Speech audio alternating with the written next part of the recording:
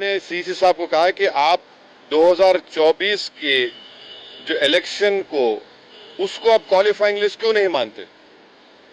भाई 24 में तो हमने वोट दिया, अब 25 में आप कह रहे हैं कोई डॉक्यूमेंट दो।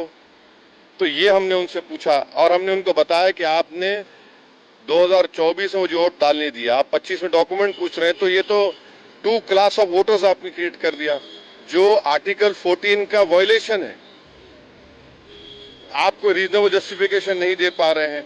और एक बात हमने उनके सामने कही कि ये जो भी एक्सरसाइज उन्होंने किया है इसका कोई लॉ से नहीं निकल रहा है, it is purely N administrative law के तहत किया, तो इसका भी मैलाफाइडे उसमें होता है। और आखिर में हमने उनको बताया कि सुप्रीम कोर्ट का एक जजमेंट है जिसमें हमारे पहले रिप्रेजेंटेशन में हमने जिक्र किया था, जो 2005 का सुप्रीम कोर्ट का जजमेंट है, जिसमें सुप्रीम कोर्ट ने साफ तौर पर कहा लाल बहा हुसैन में कि the misuse of powers by ERO to disenfranchise electors, possibility of time effective judgment of ERO जो यहाँ पर हो सकता है, and consequence of having one name included in the previous electoral roll.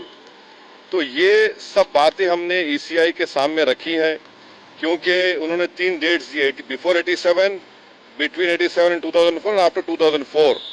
तो ये हमने कहा कि इससे अगर कोई इलीगल माइग्रेंट्स है मान लीजिए, तो 2024 में उनको वोट डालने का इख्तियार क्यों दिया आपने? उसका कोई तो डेटा होना चाहिए, क्वांटम रेशियो क्या होगा।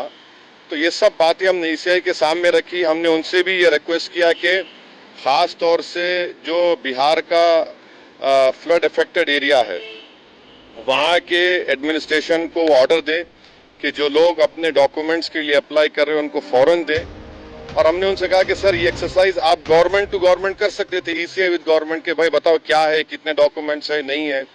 मगर मेजर रीजन ये है, मेजर हमको जो लगता है कि जो बिहार के नौजवान बाहर हैं, चाहे मुंबई में हो, दिल्ली में हो, हरियाणा में हो, पंजाब में हो, हैदराबाद में हो, उनके लिए बड़ी दिक्कत पेश आएगी। और अगर नाम उनका नहीं आएगा तो फिर उनको वोट डालने का इख्तियार नहीं मिलेगा। और फिर ये जो एक्सरसाइज को इलेक्शन कमीशन खुद अपने उसमें नोटिफिकेशन में कह रहा है कि ईआरओ और ईआरओ सिटीजनशिप एक्ट 1955 में कॉम्पिटेंट अथॉरिटी को नोटिस बोल सकता है।